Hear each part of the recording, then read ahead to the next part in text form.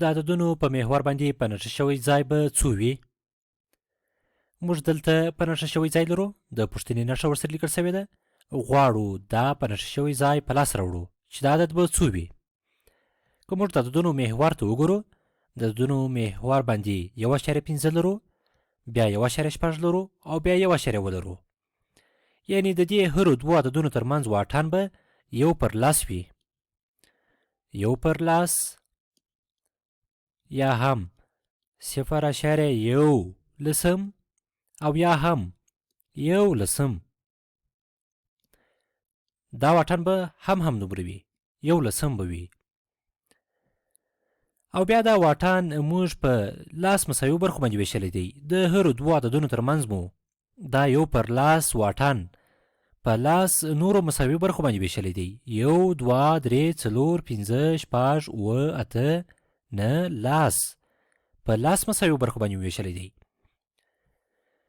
نو د دې لاس مساوي برخو دا هره کوچنی برخه یا دا هر کوچنی واټن د دې دوو خطونو ترمنځ د دې 1/10 1/10 برخه ده.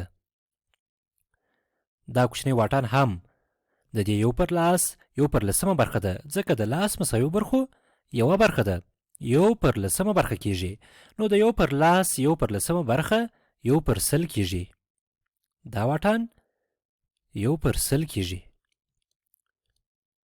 همداسې دا واټن هم 1/100 کیږي. دا واټن هم 1/100 کیږي. دا واټن هم 1/100 کیږي. نو موږ به د خپل په نښه شوي ځای پورې څو دانې داسې 1/100 واټنونه ووهو. راځئ ویې شمېرو. 1 واټن 1/100، 2 ځلې 1/100، 3 ځلې 1/100، 4 ځلې 1/100، 5 ځلې 1/100، 6 ځلې 1/100 او 7 ځلې 1/100. 7 ځلې 1/100 څو کیږي؟ 7/100 کیږي. 7/100 7/100 یا 7 چې دا په اعشاري کسر کې داسې لیکلی سو 0.07 یا 0.7. نو تر په نښه شوي ځای پورې د 1.5 څخه واټن 0.7 دی. نو راځئ موږ خپل په نښه شوي ځای عدد لا هم په لاس نه دی راوړی. د 1.5 سره به 0.0 جمع کړو تر څو په نښه شوي ځای عدد په لاس راوړو.